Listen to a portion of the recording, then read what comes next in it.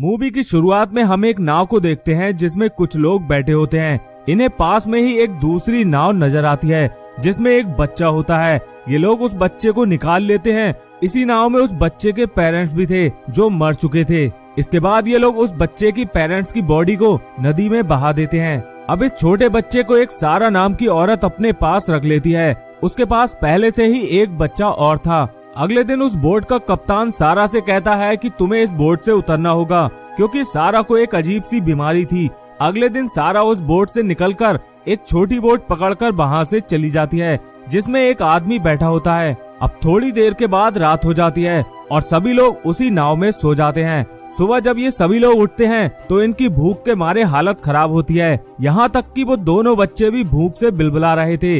नाव में बैठा दूसरा आदमी बच्चे की आवाज सुनकर इरिटेट हो रहा था। वो सारा से कहता है कि तुम अपने बच्चे को चुप करा लो वरना मैं इन्हें मार दूंगा। अब सारा अपने बच्चे को चुप कराने की कोशिश करती है मगर वो चुप नहीं होता। इसके बाद वो आदमी उस बच्चे को मारने के लिए जाता है, लेकिन सारा पीछे से उस पर अटैक करके उसे जान से मार देती है और उसकी बॉडी को पानी में गिरा देती है।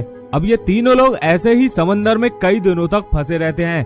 एक दिन इन्हें एक आइलैंड नजर आता है और ये अपनी बोट को किनारे पर लगा लेते हैं। इसके बाद सारा वहाँ पर अपने बच्चों को लेकर कुछ रहने का इंतजाम करने लगती है। यहाँ पर इन्हें खाने के लिए भी कुछ फल मिलते हैं। अब कुछ दिन ऐसे ही निकल जाते हैं और सारा यहाँ पर अपने बच्चों को इस आइलैंड पर सरवाइव करना सिखा रही होती है।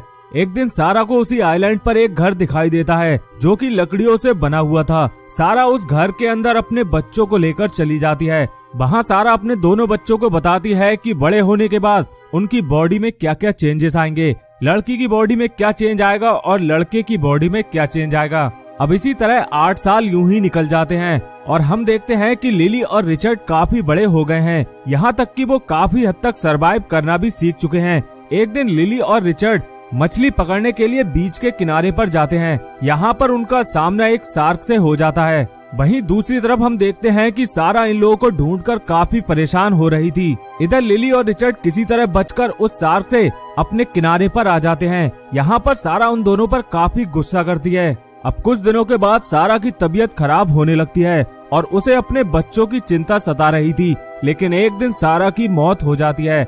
इसके बाद लिली और रिचर्ड अपनी मॉम की बॉडी को दफना देते हैं और देखते ही देखते 8 साल और निकल जाते हैं। यहाँ पर लिली और रिचर्ड काफी बड़े हो चुके थे।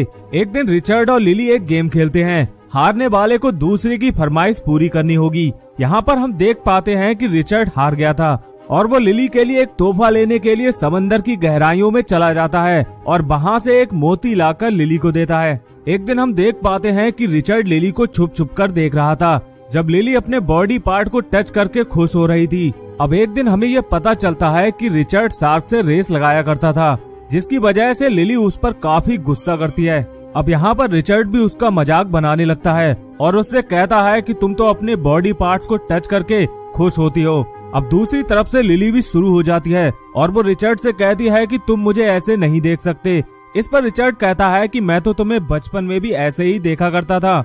तभी लिली कहती है कि बचपन में देखना अलग बात है और अब देखना अलग बात है। इसके बाद वहाँ पर टेंशन का माहौल हो जाता है, लेकिन रिचर्ड इस टेंशन को कम करता है और दोनों आपस में डांस करने लगते हैं। इसी दौरान ये लोग काफी करीब आ जाते हैं, मगर लिली यहाँ पर खुद को रोकती है और ये दोनों डिसाइड करते हैं कि अब से ये दोनों अलग अलग रहेंगे। एक दिन जब लिली सोकर उठती है तब वो अपने बिस्तर पर ब्लड देखती है। ये देखकर वो काफी ज्यादा डर जाती है। तभी लिली को सारा की बताई हुई बात याद आती है और वो शांत हो जाती है। इसके बाद वो अपना बिस्तर साफ करने के लिए चली जाती है। तभी वहाँ पर रिचर्ड आता है और लिली उसे सब कुछ बताती है। अब एक दिन लिली को नींद नहीं आ रही थी तो वो रिचर्ड के पास जाती है और उसे उठाने की कोशिश करती है। यहाँ पर वो देखती है कि रिचर्ड बिना कपड़ों के सोया हुआ था और उसका तमंचा बिल्कुल रेडी था। ये देखकर लिली उसका मजाक बनाती है और उस पर काफी ज्यादा हंसती है, क्योंकि उसे मेल बॉडी पार्ट के बारे में कुछ भी पता नहीं था। इस बात पर रिचर्ड को काफी गुस्सा आ जाता है और वो उसे डांटने लगता है। अब रिचर्ड की डांट सुनकर वो अपनी मॉम की कब्र पर जाकर बैठ जाती है। इसके थोड़ी देर बाद रिचर्ड भी लिली को मनाने के लिए वहाँ पर आ जाता है। इस पर लिली कहती है कि तुम यहाँ पर क्यों आए हो और उस पर काफी गुस्सा करने लगती है। वो कहती है तुम यहाँ से चले जाओ, मुझे थोड़ी देर अकेला रहना है।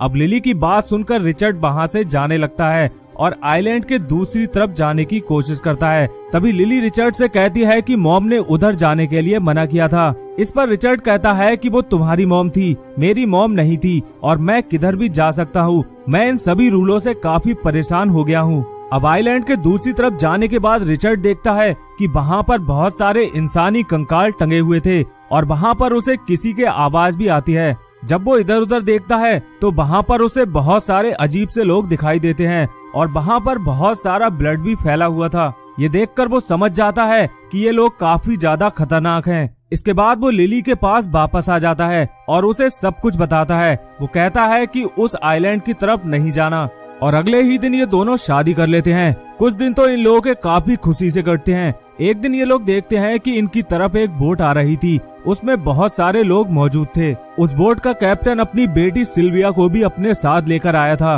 वो लिली और रिचर्ड से पूछता है कि तुम लोग यहाँ पर कब से हो, तो रिचर्ड और लिली उसे बताते हैं कि हमें नहीं पता हम यहाँ पर कब से हैं, हम सिर्फ मून को काउंट करते हैं। अब रात को लिली इन लोगों को खाना बनाकर खिलाती है जो कैप्टन को काफी ज्यादा पसंद आता है। वो इन दोनों के लिए कपड़े देता है।